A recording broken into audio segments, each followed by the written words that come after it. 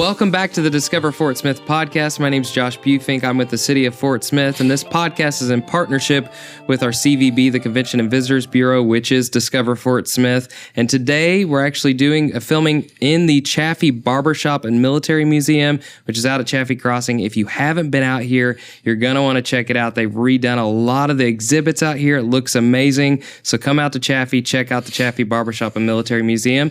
And today we have a very special guest with us, Colonel Ihde with the 85th Fighter Group. Am I saying that correctly? You got it, Josh. All thanks. right. Yep. Thank you so much for being on today. So you oversee what is known as the FMS project, the Foreign Military Sales Project. What has that been like getting that off the ground here in Fort Smith, Arkansas? Yeah, it's been a huge challenge. First off, thanks for having me, and thanks to the museum for hosting here. We did a couple of events here, and it's grown over the past year that we've been here and the opening ceremony. So thanks for having me. The beginning and the stand-up of the Foreign Military Sales Project has been an ongoing venture back to about 3 years ago, and even before that with some legislative stuff backed by the Arkansas congressional delegation leading into it. But the bottom line is it's building up an infrastructure to host planes that hasn't had, true fighter aircraft in 10 years is when Fort Smith had A-10s, and 14 years ago for F-16. So some of those hangars and the infrastructure in the buildings aren't used on a daily basis now for the Arkansas mission, which is MQ-9, the drone stuff. So that needed to be kind of updated and uplifted. Mm-hmm. There needed to be some temp facilities to allow for some F-35 specific briefing and debriefing capabilities. Okay. And then just upgrading the airport in general, if you think about it, as you come into having a 5th generation fighter at your airport, were some of the long lead items as we got started.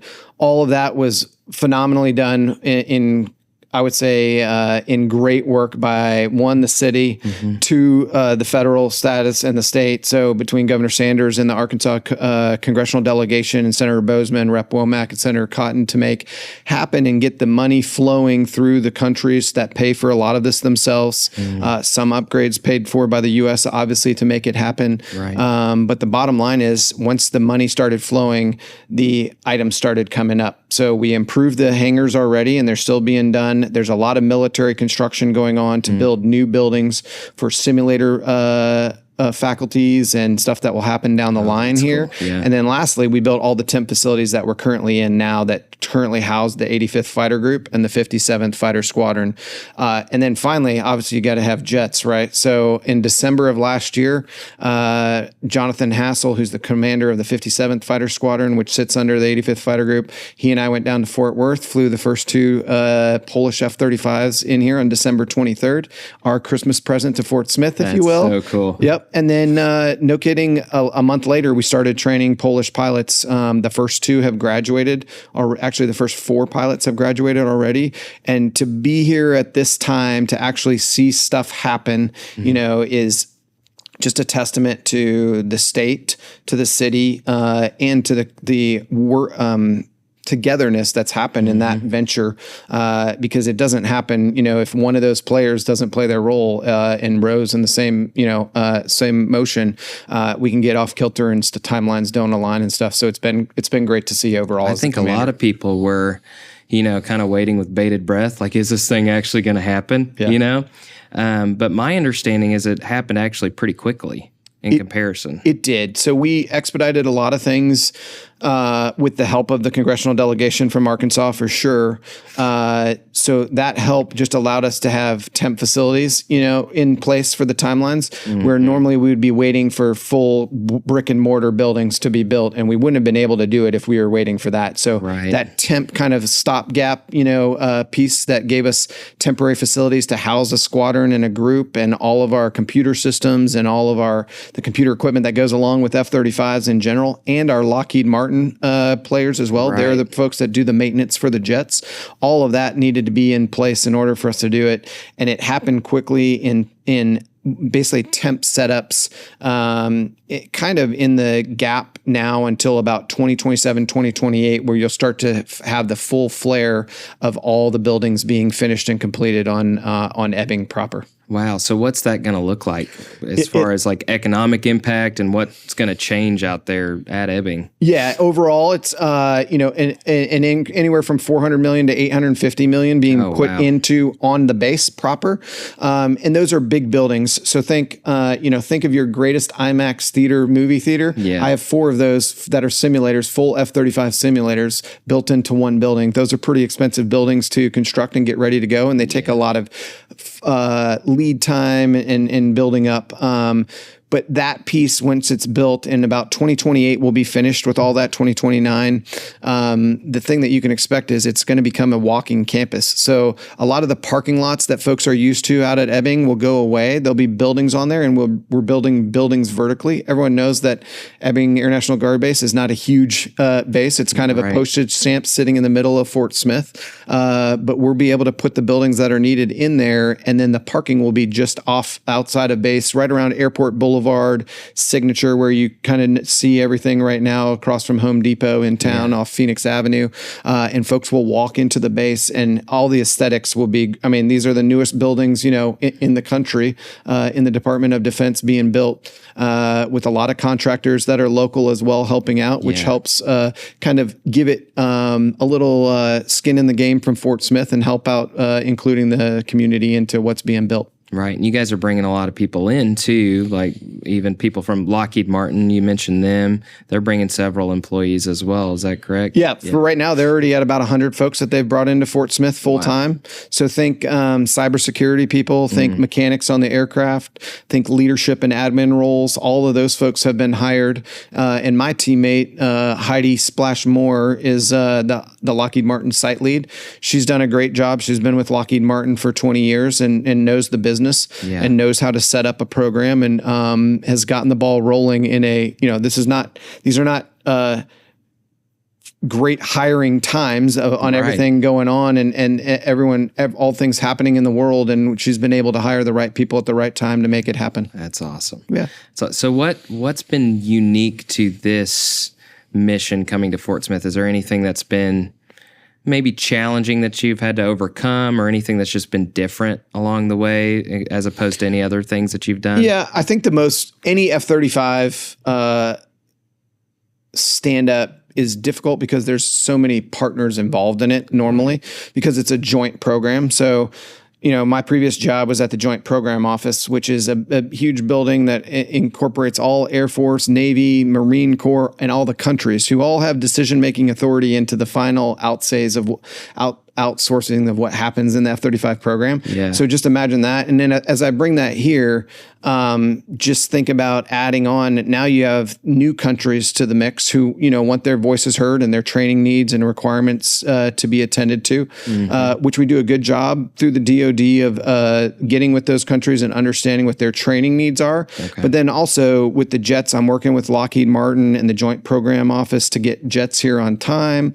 I'm also working with no kidding, countries, embassies back home to make sure that there are people getting here to the United States and being able to arrive to Fort Smith on time through proper channels and embassies and clearances and all that happen. So I would say the greatest challenge is just there's a lot of irons in the fire that you need to work.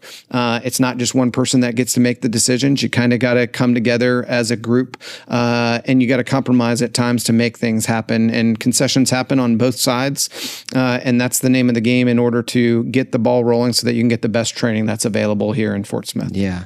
So you're working with a bunch of different countries. You may not be able to say which countries, all the countries, because some may still be in the works or whatever, but which countries do we know for sure are coming to Fort Smith to train? Yeah, already flying is Poland, as mentioned. Those are they already had their first pilots qualified. Finland is next up soon. You got Germany to follow them. Singapore, which is the long-term player here. They'll be here for a longer amount of time than most countries. Switzerland after that, Greece, Czech Republic, and Romania are now all the ones that have signed up to come here. And there's probably some in the queue that are still working letters of agreement and stuff to come here. And it just kind of depends on the amount of airplanes and what we have going on here. But most countries' stints here are around the 3-year time frame that they'll be here, and then they'll take their jets. So they'll have around 8 aircraft apiece here, and then they'll take their jets and go back home and use their aircraft to train their own folks back in their own countries. Like I said, Singapore will be here for a bit longer, and they're going to have both F-35s and F-16s, which is a great homage to Fort Smith in general. That unit is currently located in Phoenix, Arizona at Luke Air Force Base, the 425th Fighter Squadron. And I'll tell you how important they know that the jets are to Fort Smith. They have already put FS on the tails, much like the F-16s 14 years ago. And Fort Smith had on. Singapore knows the history here and knows the importance to this community and has already put FS on the tails, which is cool to see. Yeah. So how can we as a community make sure these people feel welcomed as they come in, you know? Yeah. I get this question, Josh, all the time. I give these I give a lot of talks around here. Yeah. I don't get to fly as much as I want. I do more public affairs stuff these days as the old guy. But really, I think it's not a gift basket or anything that shows Fort Smith. What I would tell you is my experience in Fort Smith is walking around at a local restaurant and having someone come up and say, thanks for your service. Just do the reciprocal to even a different looking uniform. It may not be this, fatigue green that I've got on. It may look blue for Singapore. It may look a little bit off color, but those countries have their best folks here training for their 5th generation aircraft that are still a part of our global security that help the United States national security as well. I would say to the Fort Smithers in general, go up and tell them thank you for your service. That's probably the best thing you can welcome them with, because I don't think all of them hear it in every notion in their countries, on a regular basis, depending upon the country. But a good thanks for your service here in Fort Smith will go a long way, I think. Yeah. Oh, that's awesome. And I think Fort Smith's great about that anyway. In general, we've always been a welcoming community. Yep. That's been in our history. It's in our DNA.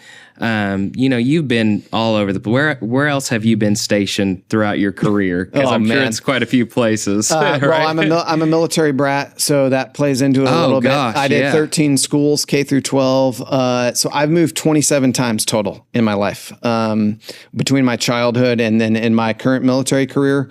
I've moved from South Carolina to Utah to Las Vegas a couple times, the Panhandle of Florida a couple times. I lived in Italy in high school. My parents lived in Germany while I was in college.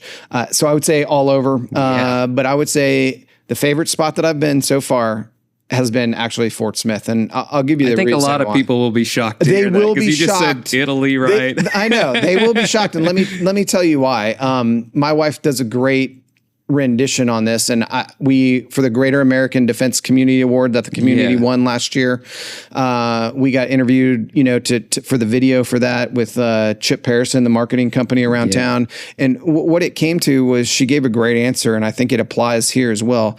It's the southern part of the Midwest and it's the northern part of the South, and they collide like in the best part of the river valley if you actually think about it. Because if you drive a little bit north of Bentonville and everywhere up into that weird state called Missouri, you know what I mean? Then you're in the Midwest. Sorry, Missourians. Yeah, no worries. And then you drive too far south and now you're down in like Louisiana land and whatever, which is definitely the South, right? This combination right here in the river valley, I think, gives you the values of the Midwest and the values of the South that are the best of both worlds. And they are going to allow these countries to see that. And that's what I think drew my family and has made us feel so welcomed here. And let me give you a couple examples. The welcoming to the school. It's a Purple Star school. It's a Purple Heart school and whatever. That means they cater to military kids to give them a little bit of a heads up and a welcoming into the classrooms and stuff like that.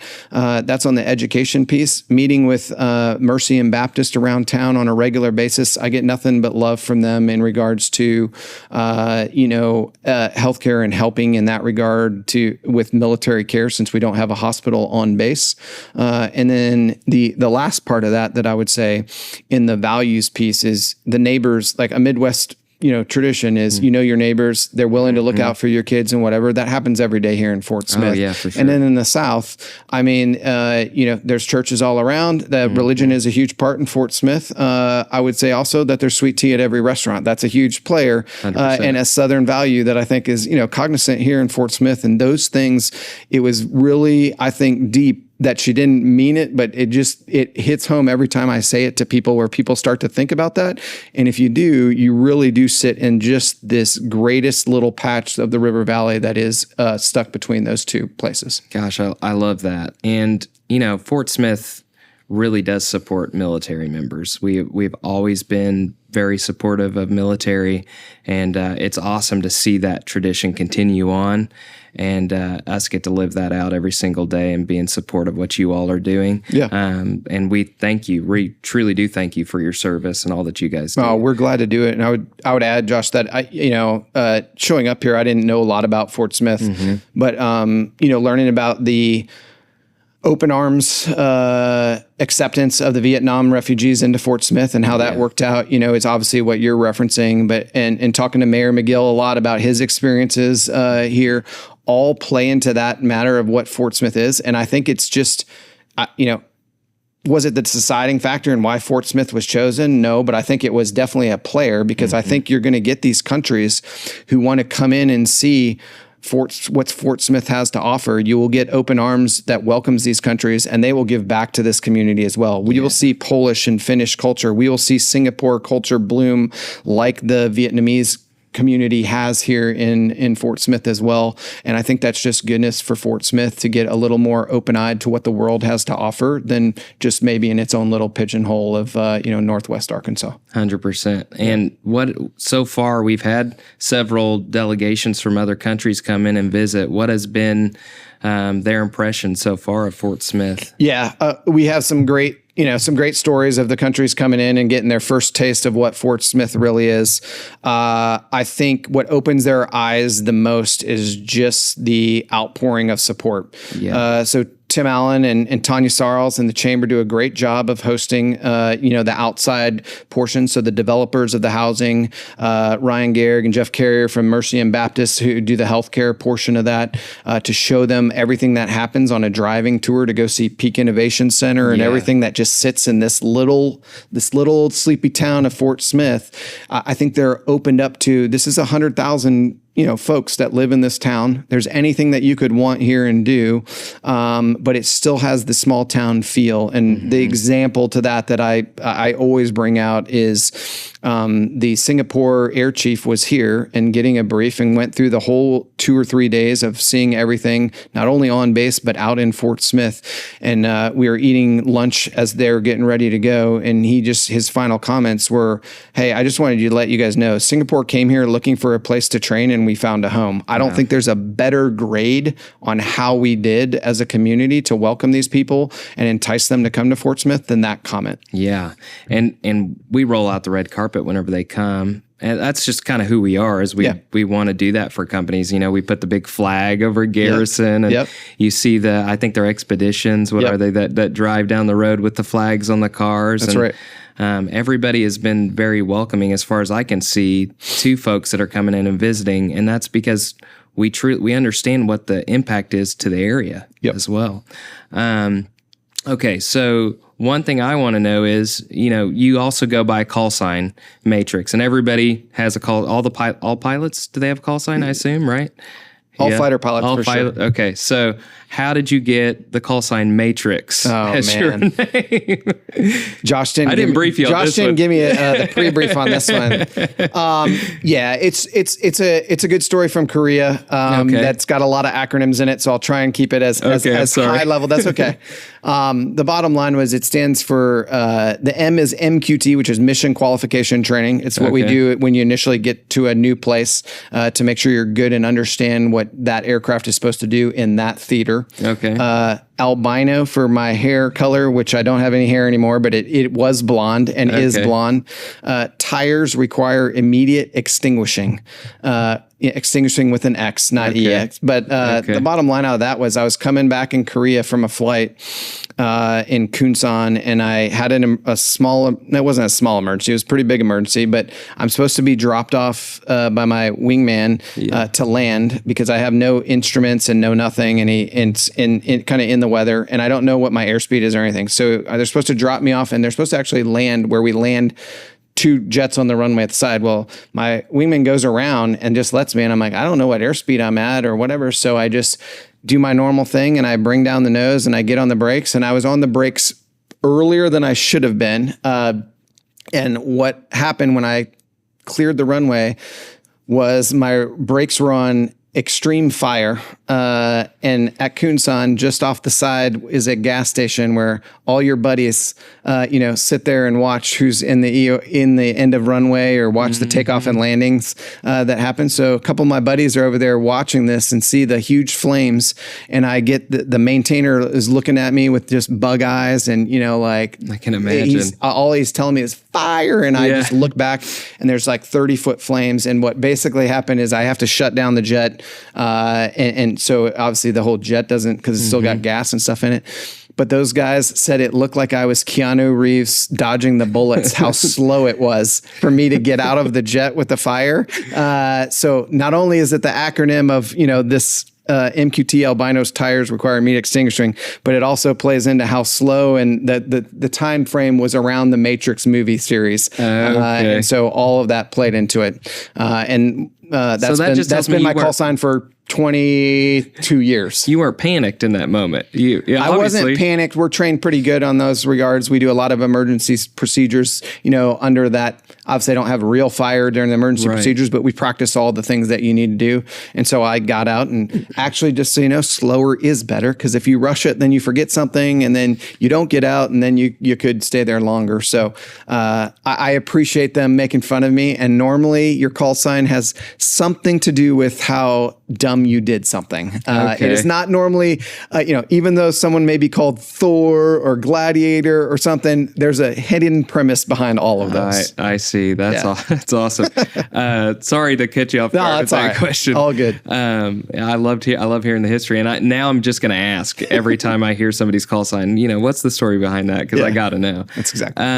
Okay, so you and your family, how long have you guys been here in the area now? We just celebrated 1 year. So the 85th Fighter Group and the 57th on 2 July turned 1 year old on the reactivation. There were prior Iceland squadrons that were reactivated here on 2 July. So we've been here about a year and a month. Okay. Yeah. So whenever you're not working, which I assume you're working quite a bit, but when you're not in your free time, what do you like to do in the community? Where do you like to hang out? Where do you like to eat? Those types of things. Yeah, that's great. I play a lot of golf at Hardscrabble on my off time. I enjoy that tremendously. It gets me in with all the local Fort Smith folks, and on a Saturday or Sunday with a group of old guys that do the full gamut of manufacturing jobs to real estate to whatever. So that's been good. My family and I love to go out to up to Fayetteville and up to Bentonville. I mean, we're huge, and this will not please many people on the podcast, but we are Gators. But I have accepted that when the Florida Gators are not playing, I am an Arkansas Razorbacks fan. That's right. Fayetteville is an SEC town. It's much like every SEC town has its own little flavor, but when you're in an SEC town. So we jump up there and hang out and go to a couple, Whole Foods or Trader Joe's that we don't have down here just to see. And then the other stuff around town where we like to eat, I would say my favorite restaurant is Fort Chaffee Crossing. I love it.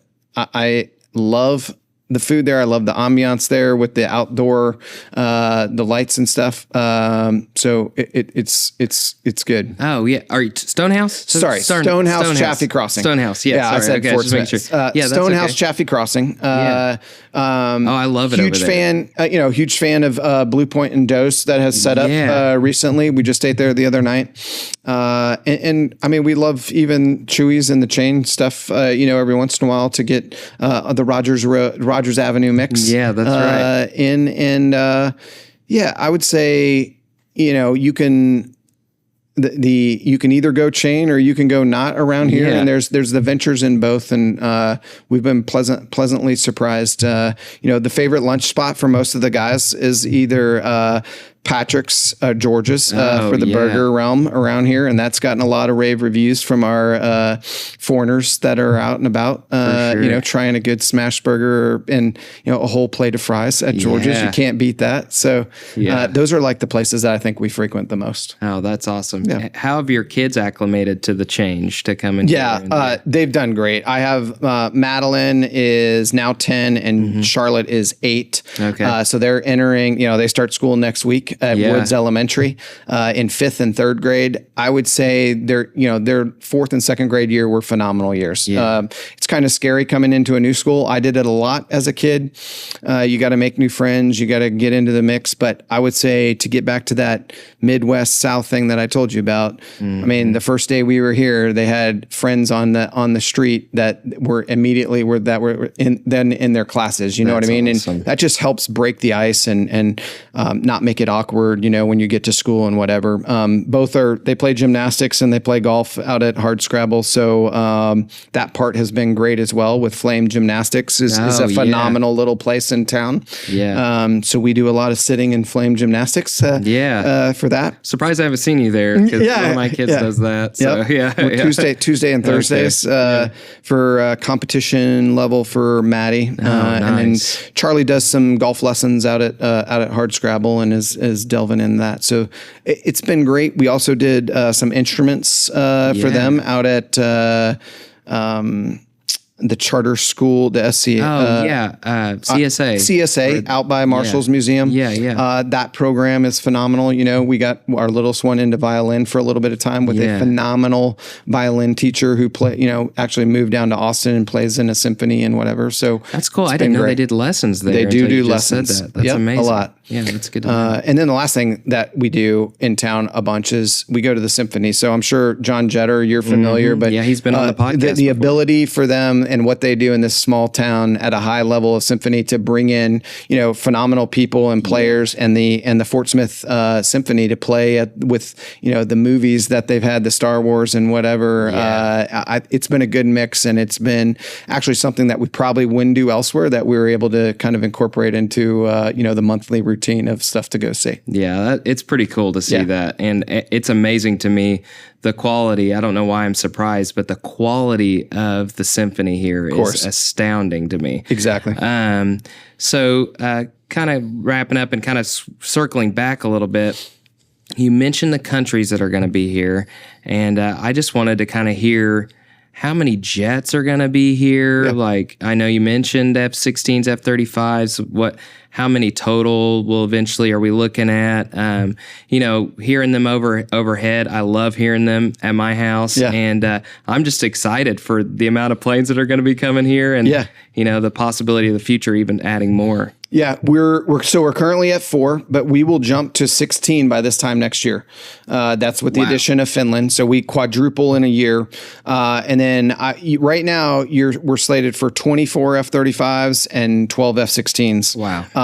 And I think eventually we will be at a point where we will be at 48 total aircraft. So I think we have to go through some hurdles still to get approvals, but I think there's 36 F-35s and 12 F-16s down the line that we could get to as the final amount. That's kind of like the limit there on, our side of the ramp and what the airport can support and everything down the line. But that's probably late 2027, early 28 before you get all of those. But, it's by country coming here. And remember, countries leave and others turn up. So it takes a little bit of time to get up to that speed. But eventually it'll be, I think, around 48, which is more than the 4 that take off right now.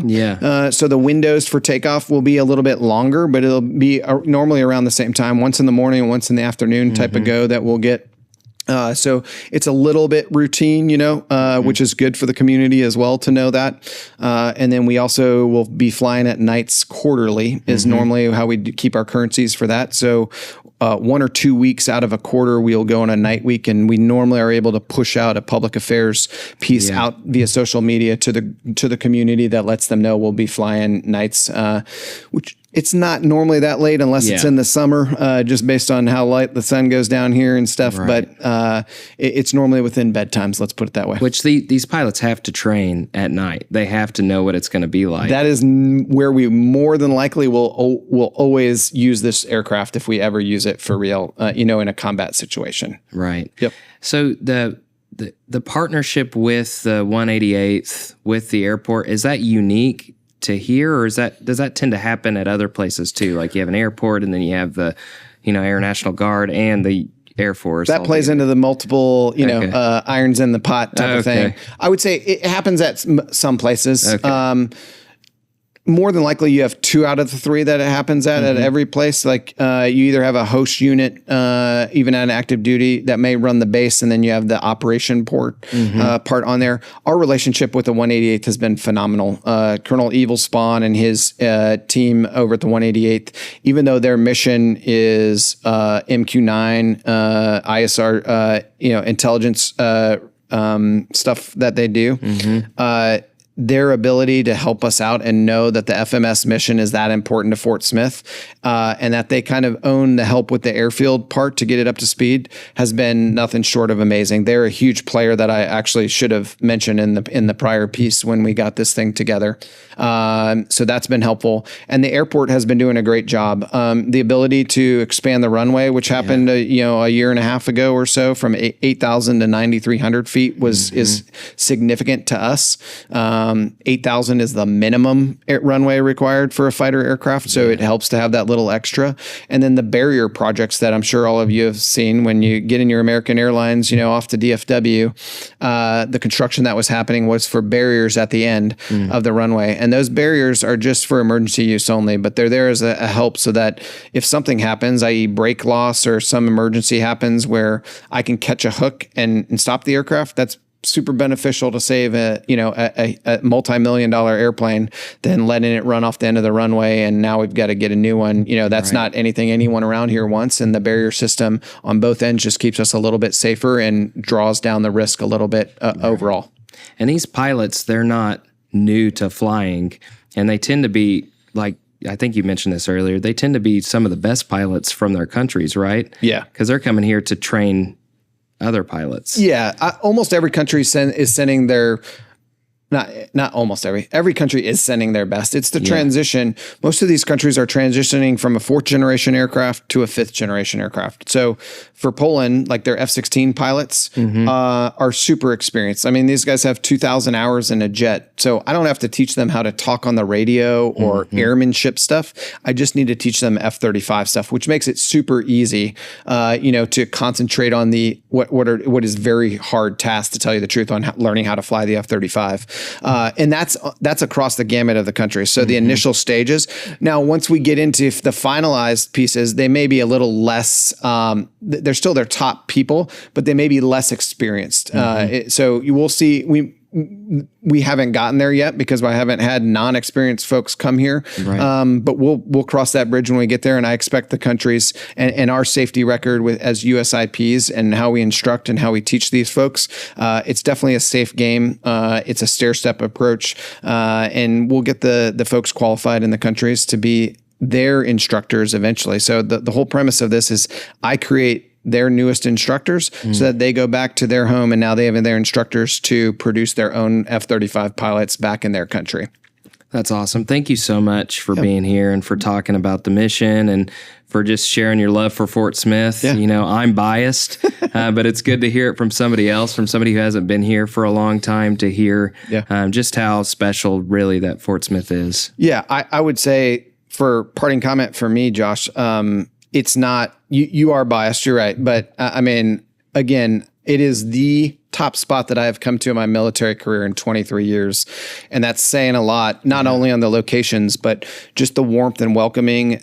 Working with the Arkansas delegation again has made it that opening and welcoming, because the folks that you guys have in leadership roles all along the town, along the state, and along the federal realm are all rowing in the same direction for this mission. And this mission brings economic impact not only to Fort Smith, but to the River Valley and to the state of Arkansas. Yes. And it provides national security for the United States and global security, if you think about it.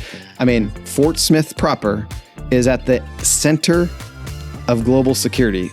Who would have thought that you would say that, 30, 40, 50, 100 years ago, as we were trucking across to the west here in Fort Smith. So I think it's great to be from Fort Smith, to have the bias that you do, and you guys should be proud of that for sure. Well, thank you again. You're welcome.